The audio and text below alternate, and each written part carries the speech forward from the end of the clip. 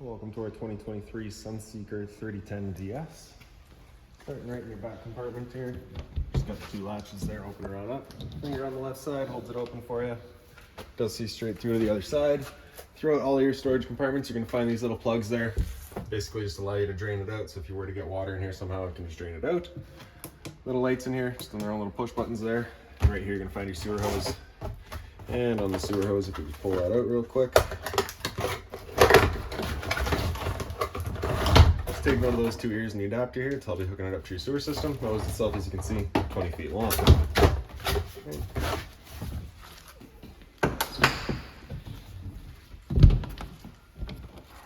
Let's step forward and we get your power inlet.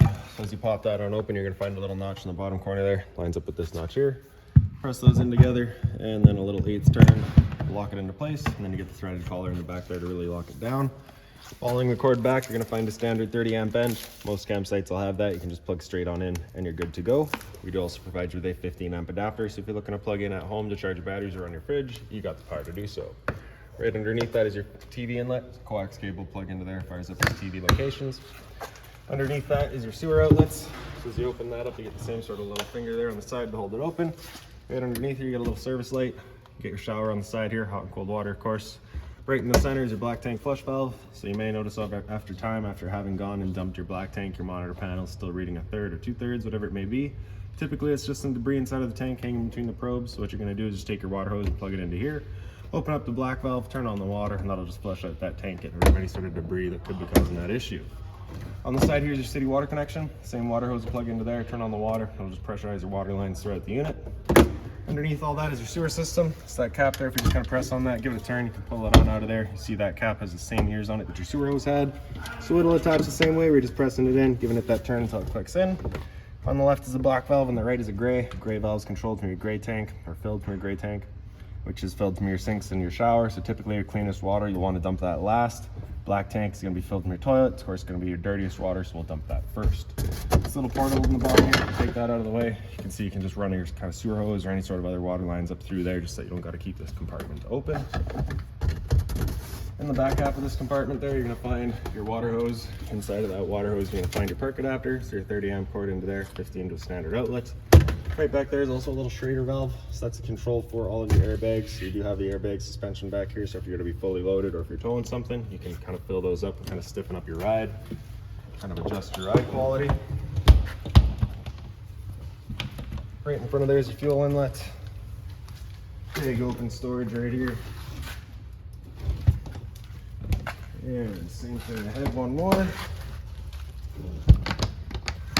In front of all that is your generator. So as you flip that open, you can see it's just right here.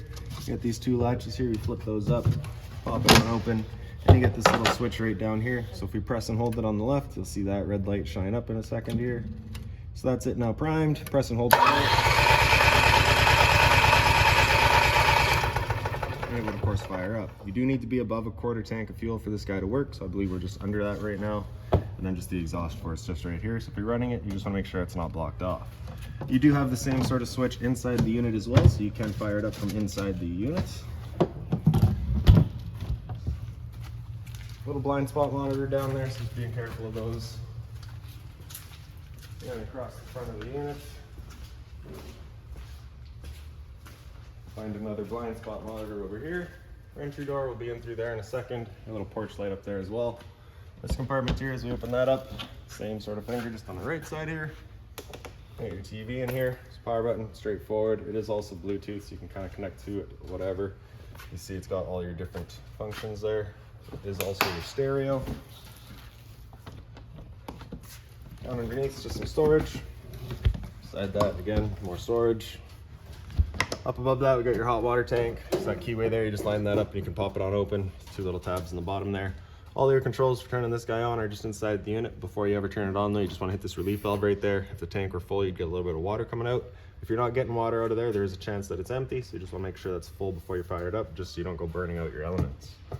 Line up those two bottom tabs there and lock up that keyway. Another step back, get a GFI protected outlet. Right underneath that's your propane tank. So you open that up, turn this valve to open it up. And there you go.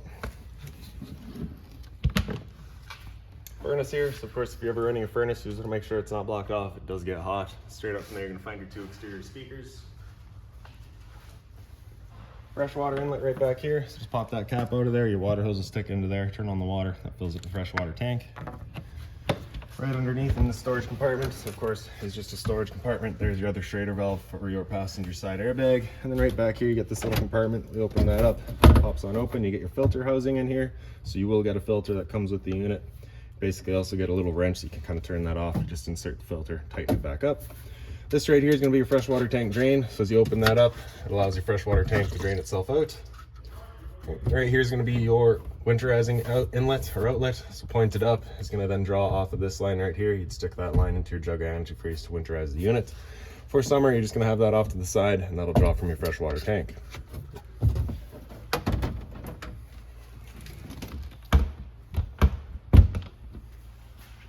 Other end of your back storage compartment. Same sort of light up on that front wall there. And then in the back of the unit, you'll see you do have a hitch and a 7-pin hooked up. So if you're looking to tow your vehicle around with you, you can. Rear view camera up top, and I'll make our way inside of the unit. Door just opens up. It is on a strut, so it sits at 90 degrees. As we come inside, you notice this step right here has a latch. We open that up, open it, and there is your batteries. Off to the side here, some relays and fuses. Also a little lockbox in the top step there. Switch on the right does your porch light. The switch on the left does your awning light. And I'll just run to the back for your light switches. So they're just on this panel back here. These two on the far right there does your kitchen and your living room. They are both labeled. For your levelers, so we just gotta have our ignition turned on. You don't need the vehicle running, just in the on position. Set the parking brake. Then we can turn on the leveling system here. Then we can press auto level. The system will automatically level itself. You'd press and hold auto level and it would automatically level itself. For right now, just because it's a long process, we're just gonna kind of skip through that.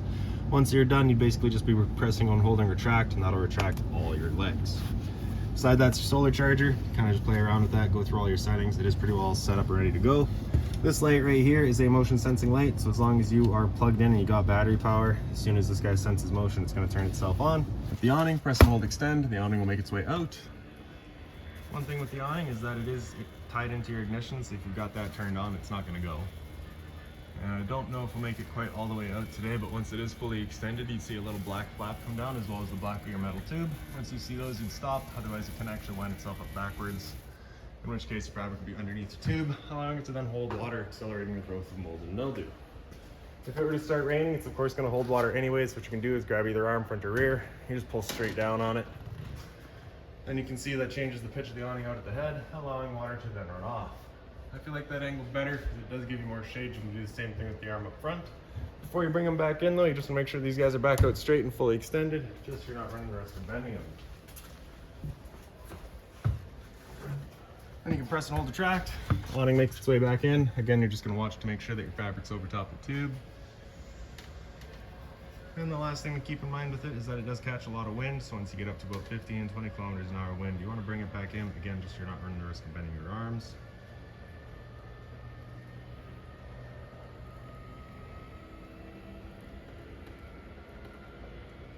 There we go. Underneath all that is a battery disconnect switch. So as you can see with it up, that's it turned on. Off to the side is it turned off. Fire extinguisher's right across the other side there. That's standard. Pull the pin, point, and shoot. You get your little ladder here so you can see those two tongues. Would sit right into here. So as we pull this piece back, it'll sit in, kind of fill in that gap. This cushion right here is just kind of like a booster for up front. You can get some storage over here. Lights up here as well if I can reach it. Almost. There we go. Same thing over there. Wi-Fi router right up top. You can also get the privacy curtain up here. There is also a curtain that's right in here. It's got all the little Velcros on it. They kind of tie up to all these guys here, so you can close off the cab from the rest of the unit.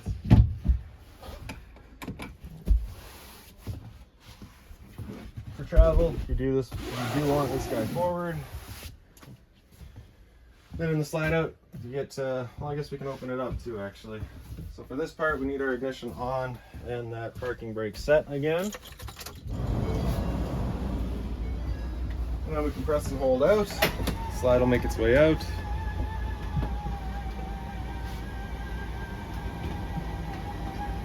Once that slide's fully extended, you're just going to hear a couple of whines from the motors, and then they'll just kind of spread themselves off and turn themselves off.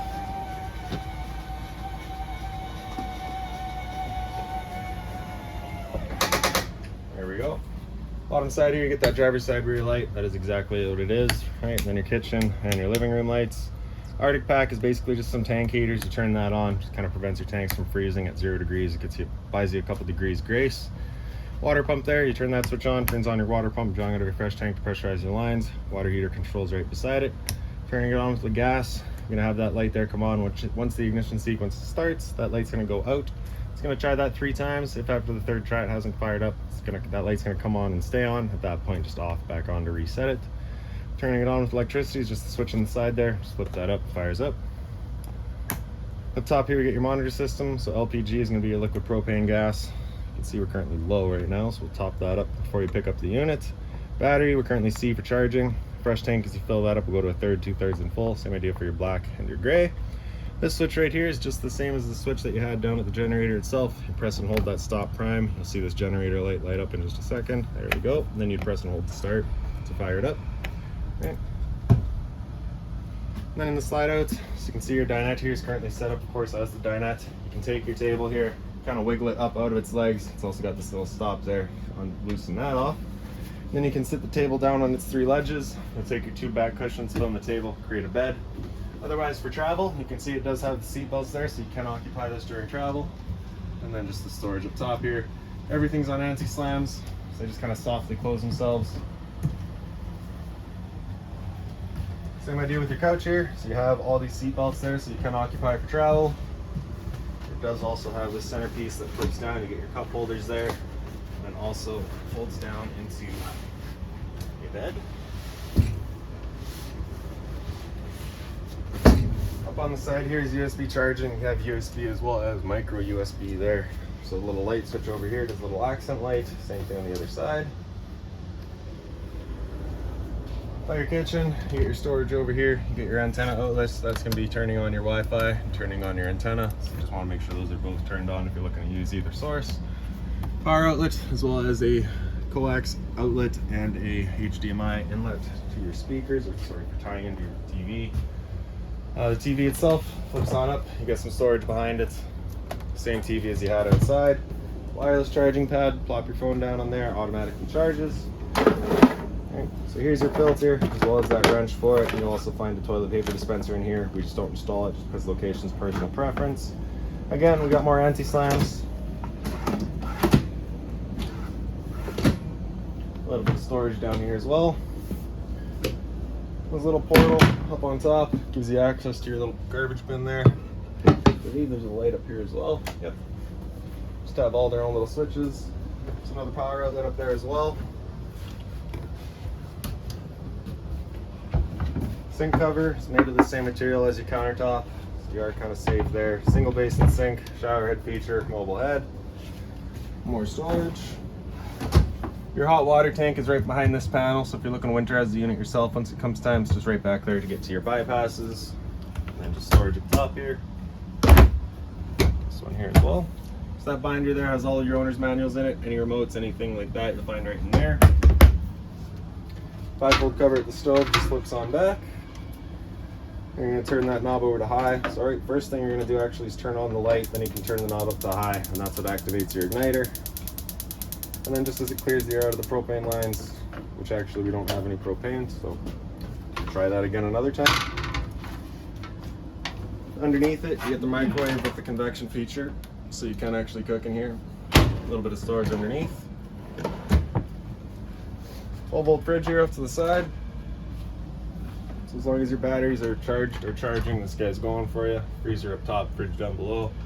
Roof vent here, power button there to turn it on. You also get your speed settings there. You also have your fan off in the back. Lock to open it up and close it. Pantry space here.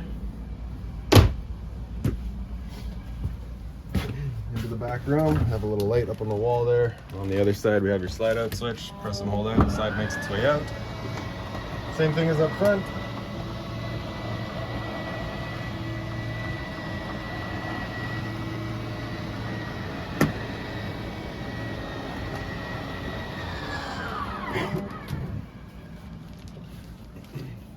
If we pick up the foot of your bed, we got a little storage compartment down here. Pick this guy up here, you also get kind of service access. In the head of the bed, these lights are both the same. They just have little touch pads. The first touch turn on the little light, second touch turns on the big light, third touch turns them off. Storage in the back here, these are all on kind of their own automatic lights, just have that switch here. So as you open them up, they'll turn on. TV here opens up, get some storage behind it, as well as below it. More closet space. Thermostat here, mode button, you're going to turn it on. It's going to first come into fan speed, so that's where you can select your low or high fan. Hit mode again to come down into cool. Again, you're selecting your fan at any point. Temp selection there. Mode again comes into heat pump. I don't believe heat pump's actually hooked up. It's just furnace. No fan selection for furnace, just because on is on, really. And then temp selection again. Mode again after that comes into off, turns everything off. Now through this door, your bathroom, 2 light switches up on the wall. One does your lights and the other one is meant to do the fan, I believe. Yep. Okay. Storage in the back.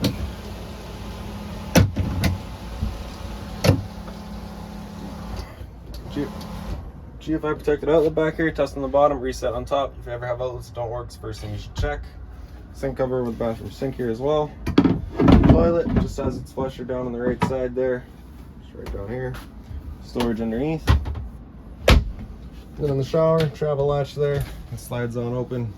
And you can see the nice deluxe stainless head and hose. And that's about it for this unit. So if you've got any other questions on it, please feel free to give us a call, 204-237-7272.